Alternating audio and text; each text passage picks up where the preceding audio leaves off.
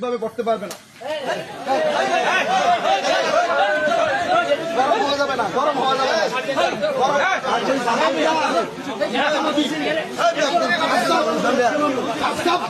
আব্দুর রহমান রেজভী আমাকে থাপ্পড় মেরেছে, যে ভিডিওটি আপনারা দেখেছেন। এটা হচ্ছে উনি আমাকে নিয়ে মিথ্যাচার করায় আমি ওনাকে জিজ্ঞাসা করাতে উনি আমাকে থাপ্পড় মেরেছে। একটি মাহফিল কমিটি আমাকে মাইক দেওয়ার কথা আগে, ওনাকে দেওয়ার কথা পরে। উনি আগে মাইক ধরার জন্য স্টেজে ওঠাতে মাহফিল কমিটি ওনাকে নামায় দেয়, এবং আমি স্টেজে উঠেই বলছি আমার আম্মা অসুস্থ, আমি চলে যাব, আর আমার নির্দিষ্ট টাইমে আমি মাইক ধরেছি। পরে উনি আমার পরে মাইকে স্টেজে উঠে আমাকে নিয়ে মিথ্যাচার করছে, আমার মা অসুস্থ আবল তাবল বলেছে। বলার পর আমি ওনাকে এটা স্টেজে মাইক ছাড়ার পর জিজ্ঞাসা করাতে উনি আমাকে থাপ্পড়টি মেরেছে।